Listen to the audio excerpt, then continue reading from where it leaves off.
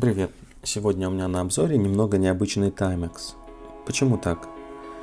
Часто корпуса этих недорогих часов выполнены из латуни, иногда из полимерного материала. Есть и с корпусом из нержавеющей стали, как представлены сегодня часы. Также стекло у этих часов сапфировое. Это не часто встретишь среди полевых часов Timex и моделей Expedition.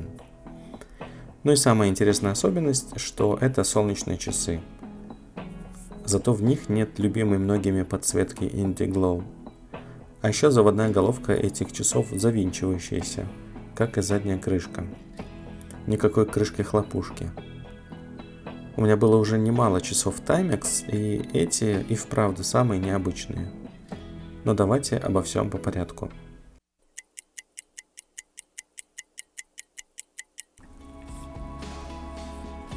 Диаметр корпуса 39,7 мм. Высота 46,7 мм. Ширина ремешка 20 мм. Толщина всего 10,3 мм. Вес 58 грамм. Вполне компактные и легкие. Не будут мешать при занятии спортом или другими активностями. С точки зрения дизайна, часы не являются полевыми в соответствии с традиционным пониманием. Я в первую очередь имею в виду 24-часовую разметку. Хотя ничем другим, кроме как полевыми, я их назвать не могу. Цифрами размечены только часы от 1 до 12. Метки минут расположены на внешнем контуре, где каждая 5-минутная метка выделена цветом. Этот внешний контур с минутными разметками придает циферблату глубину.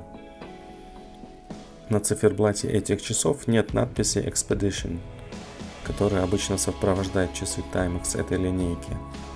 Зато есть надпись Solar Powered, сообщающая нам о том, что часы заряжаются от источника света.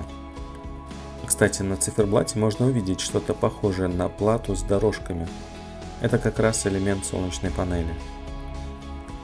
Возможно, внутри стоит японский кварцевый механизм, например, Seiko Epson, потому что свои кварцевые механизмы Timex издают громкий звук тиканья, а в этих часах такого нет.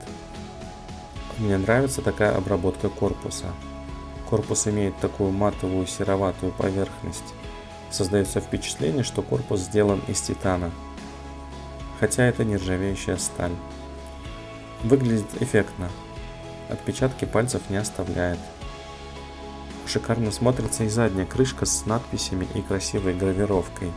Мы видим название линейки Expedition North, надписи Timex и основные спецификации вместе с номером модели.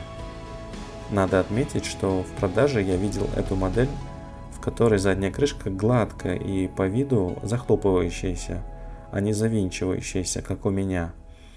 Не знаю, может быть, это обновленная модель или просто неправильные рендеры. Одним словом, имейте в виду, что задняя крышка у купленных вами часов может отличаться.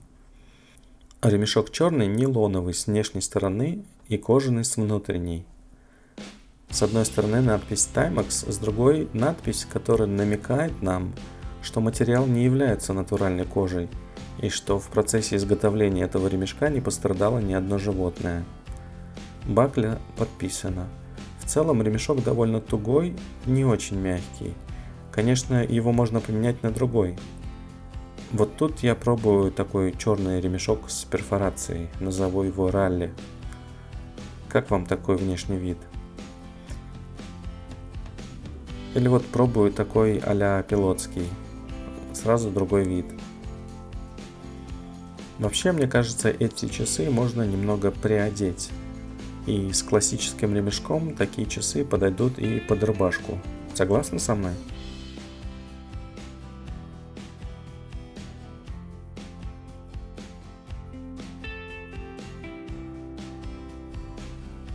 В темноте время прочитать не составит труда.